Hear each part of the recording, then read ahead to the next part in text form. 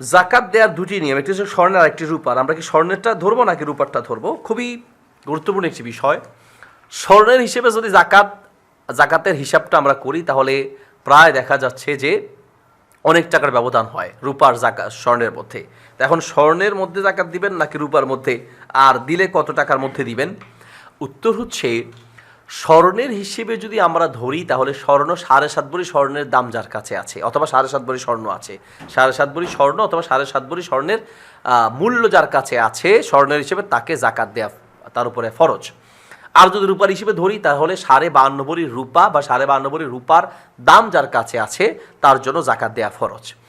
এখন স্বর্ণের আর রূপার দামে অনেক পার্থক্য। স্বর্ণের দাম যদি আমরা 2.5 লাখ টাকা করে ভরি ধরি তাহলে প্রায় 18,75,000 বা প্রায় ধরেন 19 লাখ টাকা।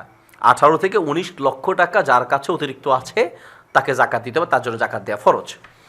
আর যদি আমরা রূপার হিসেবে ধরি তাহলে রূপার ভরি যদি 5 থেকে 6,000 টাকা করে রূপার ভরি হয়, তো তাহলে 52.5 ভরি রূপার দাম হিসেবে প্রায় 3 লক্ষ টাকার আশেপাশে। তাহলে কোথায় 18-19 লাখ আর কোথায় 3 থেকে 3.5 লাখ। হ্যাঁ, তো এই যে বিশাল একটা পার্থক্য, তাহলে আমরা কোনটার উপরে জাকাত দিব? এক্ষেত্রে নিয়ম হচ্ছে রূপার হিসেবে জাকাত দেয়া উত্তম।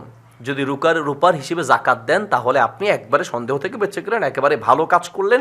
রূপার হিসেবে 3-3.5 লাখ টাকা আপনার কাছে থাকলে আপনি জাকাত দিবেন, আপনার জন্য দেয়া উত্তম। আর যদি রূপার হিসেবে না দিয়ে আপনি স্বর্ণের হিসেবে জাকাত দিতে চান তাহলে আপনার জন্য জায়েজ আছে। স্বর্ণের হিসেবে যদি 18-19 লাখ টাকা আপনার কাছে অতিরিক্ত থাকে তাহলে জাকাত অবশ্যই আপনাকে দিতে হবে, ওখানে কোনো ছাড় নেই। রূপার হিসেবে 3-3.5 লাখ টাকা থাকলে জাকাত না দিলেও ওই যে স্বর্ণের হিসাবটা ধরার কারণে বেঁচে থাকার বা না দেওয়ার সুযোগ আছে। তার মানে রূপার হিসেবে হলে না দেওয়ার সুযোগ আছে, কিন্তু স্বর্ণের হিসেবে না দেওয়ার কোনো সুযোগ নেই। রূপার হিসেবে দেওয়া উত্তম, আর স্বর্ণের হিসেবে হলে দিতেই হবে।